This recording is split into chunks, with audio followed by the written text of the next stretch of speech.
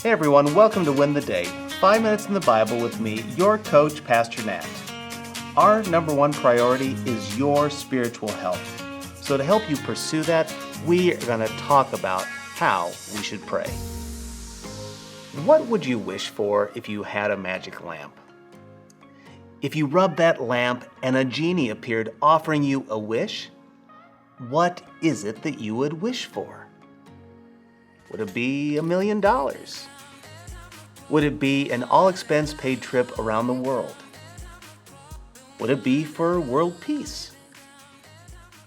I think most of us would probably ask for a bunch of cash because whether we like it or not, we think a lot of resources will make our life better.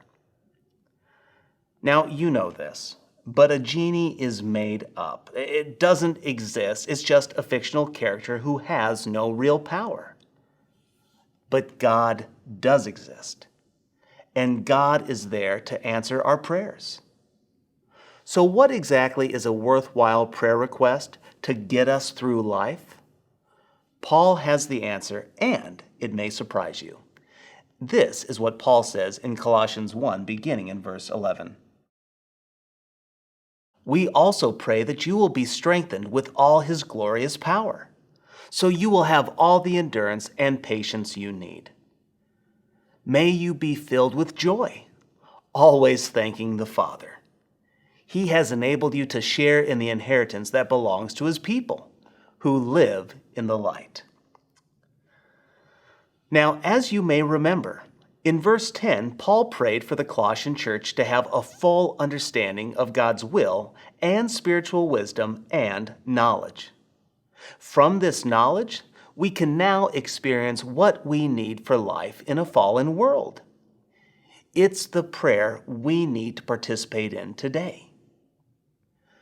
Paul says, we pray that you will be strengthened with all his glorious power. Now, Paul uses two complementary Greek words that mean both the potential for extreme power and the ability to control that power. So we today have godly power available for our use. But what is this power for? Well, this power lends itself to faithful, enduring trials of life as a Christian. And when you do so, you'll have patience.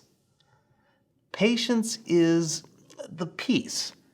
It's the calm while we wait. And friend, I don't know about you, but I need this patience so bad. Here it is at my disposal. Am I going to ask for it?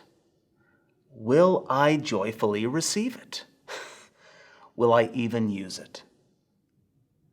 You know, how is it that we can be so patient in the enduring of life's hardship? Paul tells us we have supernatural joy. Why? Because we are heirs of the King.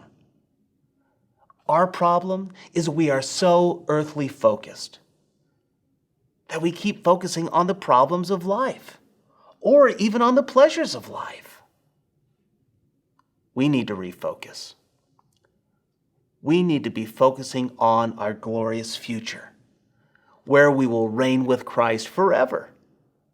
Finally, no more pain, no more sadness, no more sickness.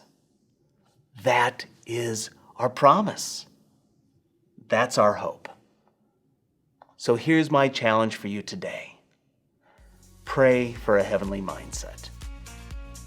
Ask God to make that hope so clear, so real, that you are ready to receive that joy, that patience, and that endurance. When we keep our eyes on that heavenly inheritance, it makes God's promises bigger than the problems that we face. It makes our bank accounts look like chump change. That's why it's my prayer for you that you will cling to that inheritance so you may receive that power to endure patiently with joy. When we do this, friend, we will win the day.